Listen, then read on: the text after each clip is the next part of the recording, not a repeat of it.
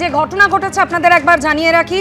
জমি সংক্রান্ত একটি আর্থিক তছরূপের অভিযোগ উঠেছিল, যার প্রেক্ষিতে মেদিনীপুরের প্রাক্তন তৃণমূল বিধায়ক সুজয় হাজরা তাকে আগেই খড়গপুর থেকে গ্রেফতার করে শালবনী থানার পুলিশ।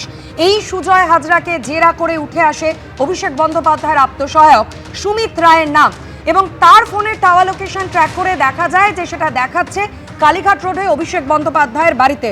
তারই খোঁজে রাত 1:30 নাগাদ শালবনী থানার পুলিশ পৌঁছন কালীঘাট থানায়। সেখানে একটি জিডি করা হয় এবং তারপর কলকাতা পুলিশকে সঙ্গে নিয়ে শালবনী থানার পুলিশ আধিকারিকরা পৌঁছে যান রাত 2:30 নাগাদ কালীঘাটে পটুয়াপাড়ার অভিষেক বন্দ্যোপাধ্যায়ের এই বাড়ির সামনে। দীর্ঘক্ষণ ধরে দরজা খোলার কথা বলেন পুলিশ আধিকারিকরা, বারবার বলা সত্ত্বেও দরজা ভিতর থেকে খোলা হয়নি। বাড়ির গেটের তালা ভেঙে ভিতরে ঢুকে তল্লাশি চালান আধিকারিকরা। বেশ কিছুক্ষণ ধরে চলে এই তল্লাশি, এবং এই তল্লাশি অভিযানের খবর পেয়ে মমতা বন্দ্যোপাধ্যায় তিনিও পৌঁছন অভিষেক বন্দ্যোপাধ্যায়ের কালীঘাট রোডের এই বাড়িতে।